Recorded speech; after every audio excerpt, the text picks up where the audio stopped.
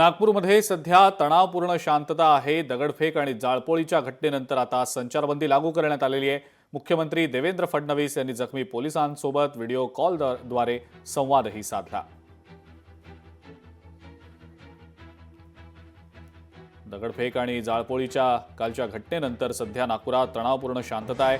काही पोलीस जखमी देखील या सगळ्या हिंसाचाराच्या घटनेमध्ये झालेले होते। या पोलिसांसोबत स्वतः मुख्यमंत्री देवेंद्र फडणवीस यांनी व्हिडिओ कॉलद्वारे संवाद साधला। ज्ञानेश्वर पवार आपले नागपूरचे प्रतिनिधी सध्या आपल्या सोबत आहेत। ज्ञानेश्वर, नागपूरमध्ये सध्या तणावपूर्ण शांतता आहे, परिस्थिती आता पूर्णपणे नियंत्रणात आहे, मात्र काही पोलीस जखमी झाले होते कालच्या हिंसाचाराच्या घटनेत। त्यांच्या सोबत स्वतः मुख्यमंत्र्यांनी संवाद साधला। नागपूरमधली सध्याची नेमकी स्थिती काय, ज्ञानेश्वर, प्रेक्षकांना काय सांगता येईल त्याबद्दल? अगदीच खरं पाहायला गेलं तर काल महाल परिसरामध्ये जे आहे ते मोठा जमाव त्या ठिकाणी जमला आणि दगडफेक जे आहे ते पोलिसांवरती झाली। त्यामध्ये मोठ्या प्रमाणामध्ये पोलीस अधिकारी असतील, पोलीस कर्मचारी, त्याचबरोबर त्या ठिकाणी काही गाडी पेटल्या गेलेली ती विझवण्यासाठी आलेले अग्निशमन दल विभागाचे जे आहे ते कर्मचारी असतील यांच्यावर देखील मोठ्या प्रमाणामध्ये दगडफेक झाली आणि यामध्ये ते गंभीर जखमी झाले। यामध्ये आपण जर पाहायला गेलं तर 3 DCP जे आहेत ते एकूणच जखमी झाले। त्यापैकी आज खुद्द मुख्यमंत्री तथा गृहमंत्री देवेंद्र फडणवीस यांनी नागपूरचे DCP निकेतन कदम यांना व्हिडिओ कॉलद्वारे जे आहे ते त्यांच्याशी संवाद साधला आणि लवकर बरे होऊन पुन्हा कामावर रुजू व्हा असं संवाद जो आहे तो देवेंद्र फडणवीस आणि DCP यांच्यामध्ये झाला आणि त्यांच्या सोबतीनेच 2 DCP पुन्हा जे आहे ते त्यांच्यासोबत जे आहे ते हॉस्पिटलमध्ये सध्याला उपचार घेत आहे।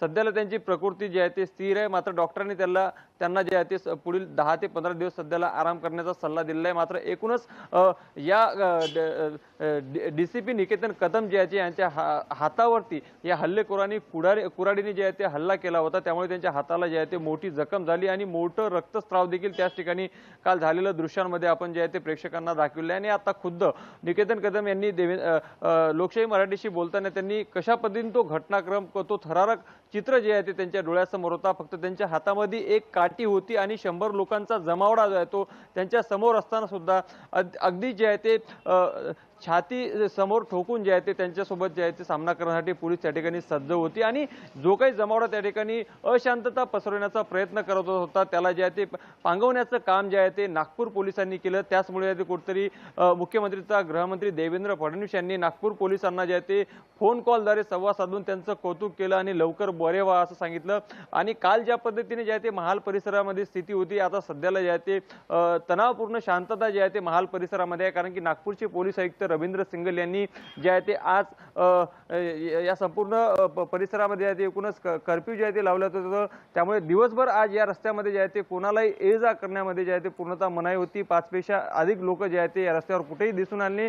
अजूनही पोलिसांचा मोठा बंदोबस्त जे आहे ते या परिसरामध्ये एकूणच लावण्यात आलेला आहे। मात्र सध्याला काल काही आरोपी जे आहेत ते संशयित जे आरोपी आहेत जवळपास 50हून अधिक त्यांना पोलिसांनी जे आहे ते एकूणच ताब्यात घेतलं। आज काही आरोपींना मेडिकलमध्ये नेऊन त्यानंतर त्यांना न्यायालयात देखील हजर करण्यात आलं। मात्र आता CCTV फुटेजच्या आधारावरती परिसरामध्ये कोणकोणते आरोपींनी जे आहे ते वाहनांची तोडफोड केली, त्यांच्या चेहऱ्याची ओळख पटवून पुन्हा पोलीस जे आहे ते अजूनही काही संशयित जे नवीन आरोपी आहेत त्यांना जे आहे ते ताब्यात घेण्याची प्रक्रिया अजूनही सुरूच आहे। त्यामुळे जे संशयित आरोपी आहेत हे आरोपींचा जो आकडा आहे तो अजूनही वाढू शकतो आणि सोबतच ज्या वाहनांची तोडफोड या परिसरामध्ये या हल्लेखोरांनी केली होती त्या वाहनांची नुकसान भरपाई देण्यासाठी आता जिल्हा प्रशासन जे आहे ते पंचनामा करण्यासाठी नागपूरच्या जिल्हाधिकाऱ्यांनी जे आहे ते पथक जे आहे ते रवाना केलेलं आहे। आज जे वाहनांची तोडफोड झाली होती त्या सगळ्या वाहनांचा पंचनामा जो आहे तो जिल्हाधिकाऱ्यांच्या आदेशानंतर जे आहे ते त्या ठिकाणी सर्कल अधिकारी येऊन एकूणच त्या संपूर्ण वाहनांचा पंचनामा केला आणि त्यांची नुकसान भरपाई देखील आता एकूणच